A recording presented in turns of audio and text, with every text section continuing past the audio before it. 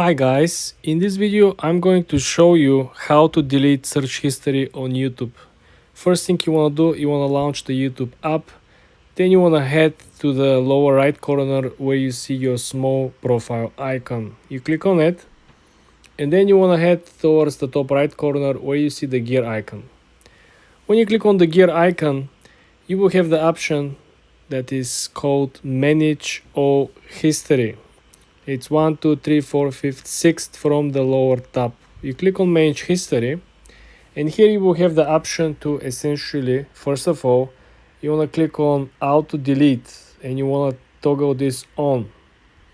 Okay, when you have your Auto Delete on, you want to make sure that you adjust the time frame.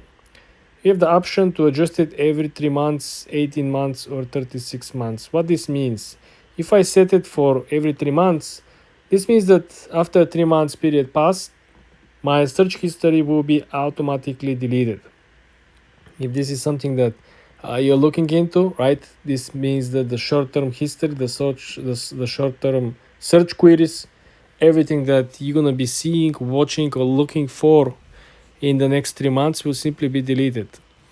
The other much more long-term option will be the 3-month period, 3 years period. So this means that in the next 3 years after you finish watching everything, right, everything will be deleted automatically, and probably YouTube will send you a notification, not sure about this, that you know what, in a couple of days 3 years pass, so your search history will be deleted. This is something that you probably want to be focusing on. I'm not sure I want to do that at this point. If you go back, you will see over here is that you have the option to remove what YouTube saves in your activity using the app. When you click saving your YouTube, you will see that YouTube currently saves videos you watched, right? And YouTube actually saves your search queries.